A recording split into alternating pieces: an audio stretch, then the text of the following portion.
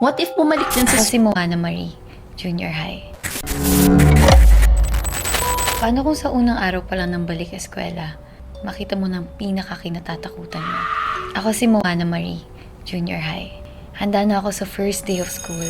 Di ko na nga namalaya nakatulog na pala ako naka-school uniform. Excited na ako magbalik eskwela. Ang hindi lang ako excited ay makita yung mga classmate ko nang bubuli sa akin. Ang gusto kong makita, si Feliz. Ang kaibigan kong maganda at school majorette din namin. Marami na kaming pagkikwentuhan. Pero nung tinawag ko siya, hindi siya lumingon. Mahina ba ang boses ko? Baka kasi maingay lang talaga sa classroom. Pero weird talaga yung mga classmate ko ng araw na to. Parang hindi nila ako nakikita o hindi lang talaga nila ako pinapansin.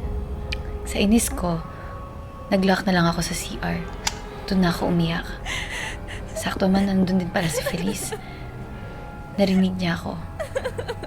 Kanina hindi niya ako pinapansin tapos ngayon umiiyak na ako sa kanya ako kakausapin. Sinubukan ko siyang harapin. Binuksan ko ang pinto ng cubicle. Pero napasigaw lang siya. Sobrang lakas. Kumaripas lang siya palabas. Bakit kaya? Ano bang meron? Nakakita ba siya ng multo? Multo? Multo? May multo nga sa salamin.